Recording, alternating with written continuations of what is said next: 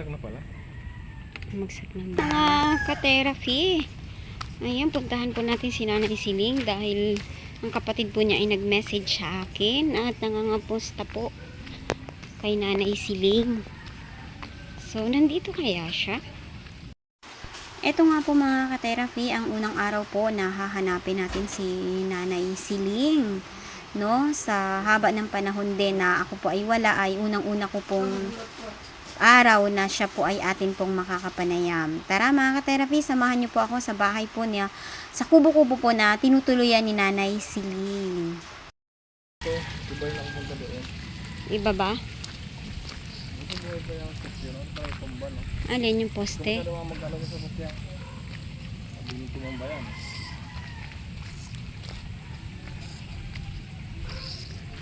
Saan ang daan niya?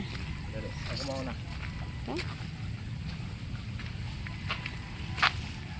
Nay Siling! Iba na palang bahay niya, May. Baka wala na siya dito, Baka no? wala na siya dito. Wala na, no? Wala na, iba na bahay. Giba na? Oo, wala na. Ay, oo. Hindi, damo. Bumagsak na pala. Bumagsak ng bahay niya. Saan na kaya siya ngayon? Dito na natin. Kumama siya ngayon. Grabe pa rin. Ano pa naman sana dito? Ito yung pagtanungan. 2 hours later. Good afternoon mga ka-therapy. Good evening. At dinalaw nga po natin si Cheryl. Siya po mga ka-therapy ang nag-alaga kay Nanay King. Kaisa-isa pong nag-alaga kay Nanay King nung nangailangan po si Nanay King ng kasama. At meron kang 8 anak, Cheryl, no? So, paanong nangyari na ikaw ang nag-volunteer kay Nanay King na mag-alaga na... Kasi po wala po kasing mag-ano kay Lula nung panahon na yun kasi yung mga kapatid ko po may mga anak din pong maliliit. Tapos yung panahon po kasi na yun parang may ano pa po sila ng mama ko, hindi po sila pagkakaunawaan kaya wala pong ibang mag-aasikaso kay Lola. Kaya nag-ano na lang po ako na muna. Kasi hindi pwede pong magpalitan doon sa ospital ng bantay. Kailangan isa lang. Isa lang po talaga. Kaya ako na po talaga yung nagtapos hanggang makalabas siya. Mga ilang linggo ka nag-alaga kay Nanay King? Kulang-kulang 2 weeks po. 12 days po yata yun. 12 days or 11. Parang ganun po yan. Doon kami sa ospital.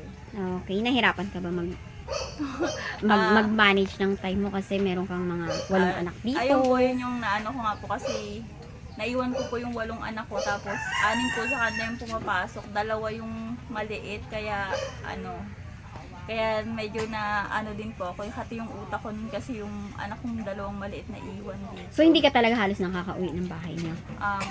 Yung una po, medyo umuwi pa po ako kasi nung mga huli na po natakot po kasi pag balik ko po doon sa ospital may mga patay na katabi yung lola ko. Yung mga kaharap po namin na may mga patay na, may mga ganun kaya natakot na din po ako umuwi nun. Baka pag uwi mo gano'n na rin, pagbalik mo. Natatakot po ako kasi syempre matanda po man din yun, hindi na makaano. At saka medyo yung kondisyon niya, medyo malala din kasi nagsusuka tapos di makakain. Oo. Yan. So, nung tawag dito, di ba pina-CT scan si Nanay King? Opo. May resulta ba yung CT scan niya? Yung resulta nga daw po ng CT scan niya sa niya, may los-los daw po siya sa tiyan. Naipit daw po yung bituka, kaya po hindi siya makadumi at saka yung hindi rin po siya makakain kasi na po, barado po yung bituka niya, parang naipit na po yung bituka niya. Suka siya ng suka pag nakakain siya kasi parang umapo na po yung sa tiyan niya na makinakain. Kasi hindi makadalo yung pagkain dahil nga naiipit.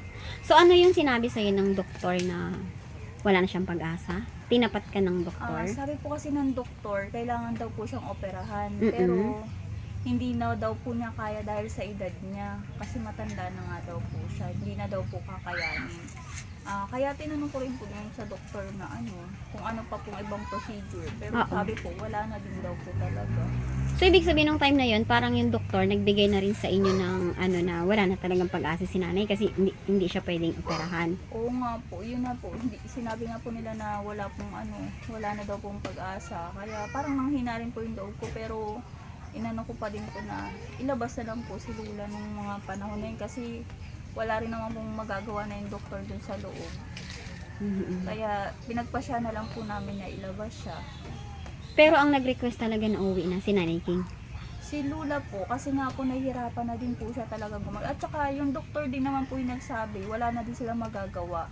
Baka lalo lang po daw magkasakit, madagdagan yung sakit pa ni Lula kasi nakahiga doon. Ang dami daw po nagkaka-pneumonia. Oo. Tapos si Lula po, nahihirapan na din po kasi hindi po siya makagalaw. Tapos yung manas niya po, sa sobrang daming dextrose, umaakyat po yung manas niya. Oo. Hindi siya makagalaw. Masirap daw po siya. Nung nagdesisyon ka ba na iuwi si Nanay King, naramdaman mo na pag uwi mo ng bahay anytime, pwedeng may mangyari sa kanya? Opo, pero nilakasan ko na lang din po yung loob ko kasi iniisip ko na baka makahanap pa po kami ng ibang paraan. Oo.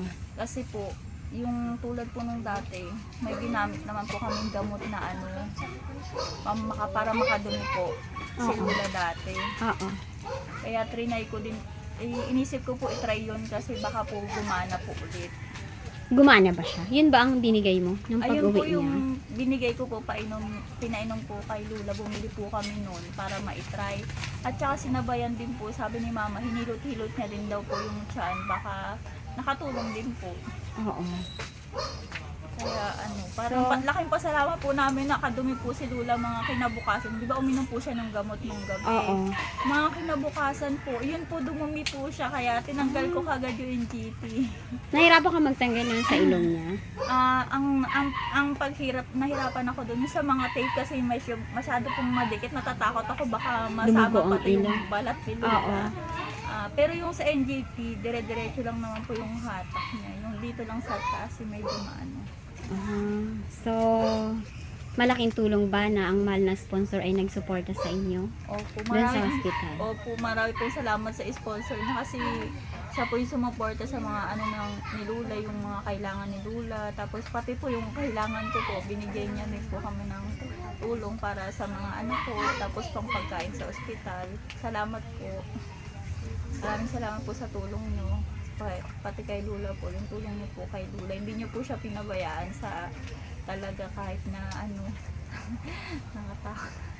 Okay, ayan po ay labis-labis po ang ating pasasalamat sa mahal na sponsor ni Nanay King. Na hindi ko akalain hanggang doon susuporta si Nanay King kahit wala ako. Kasi mga therapy, nag-work tayo sa cruise ship. At kauwi lang natin. So, hindi ko talaga in-expect na makakausap ko si Nanay King pag uwi ko. So, ayan, labis-labis po ang aking pasasalamat sa mahal na sponsor ni Nanay King, kay Ma'am Anonymous from Olympia, Washington, USA.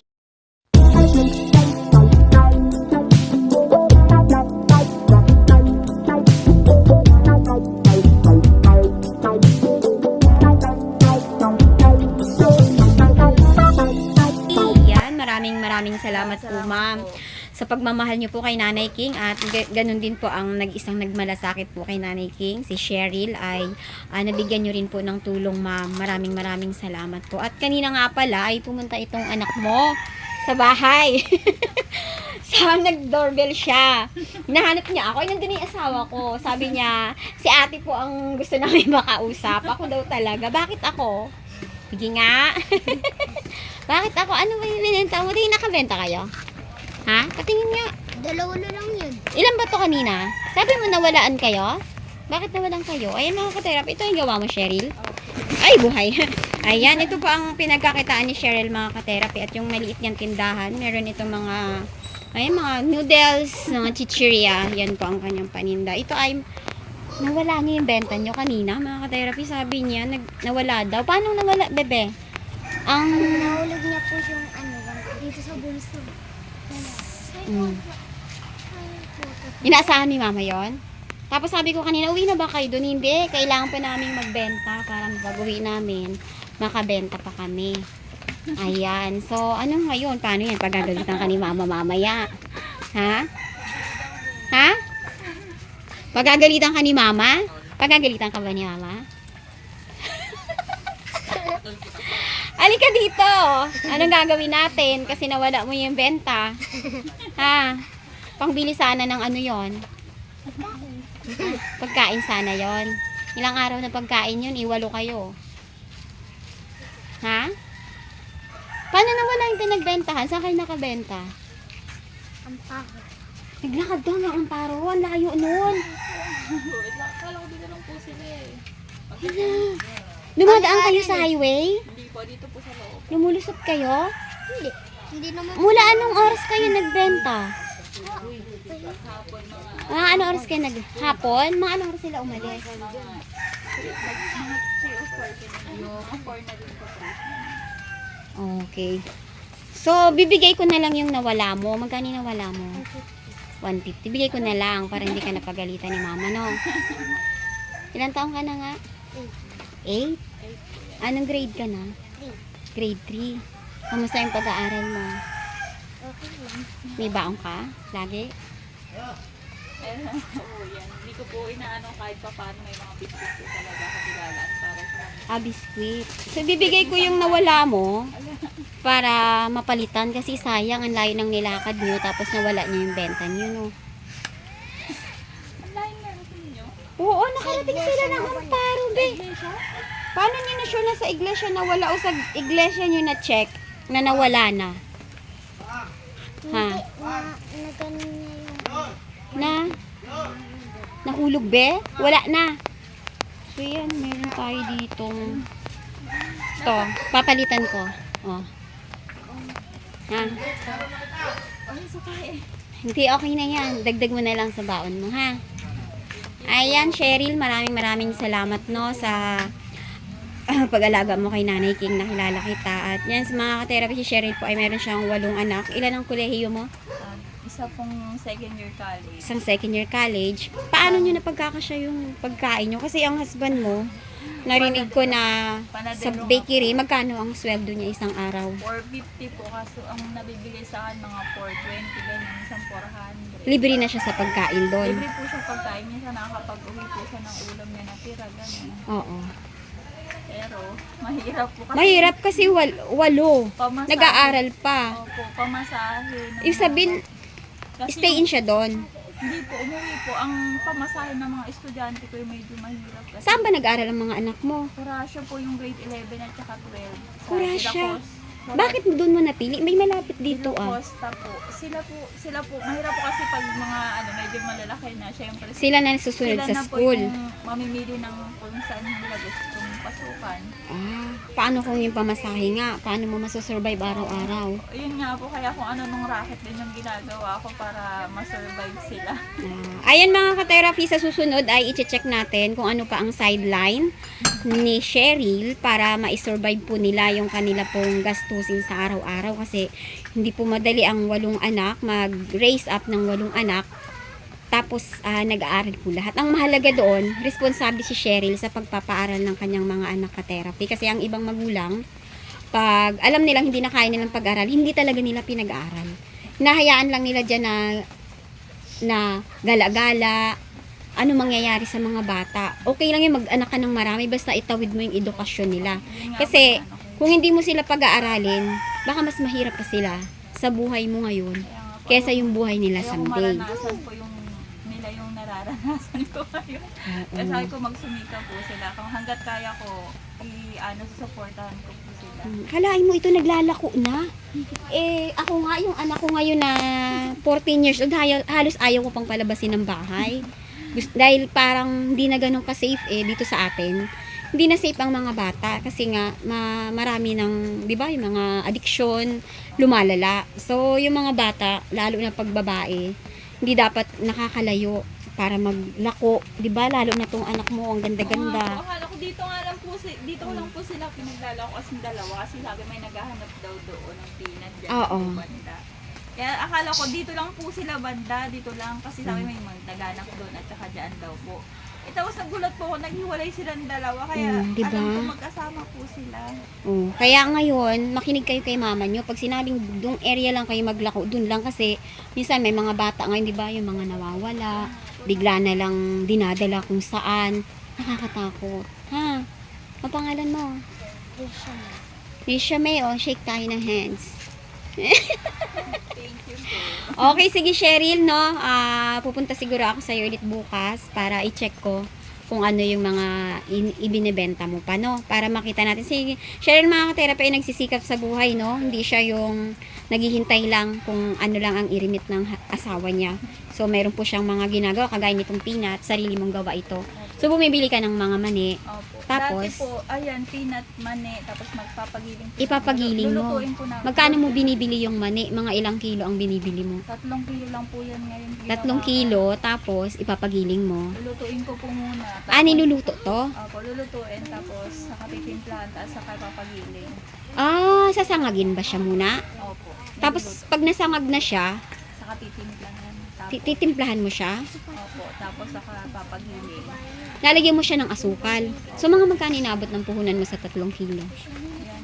Mga kulang-kulang 1K din po halos. Kulang-kulang 1K. Puhunan mo. Opo.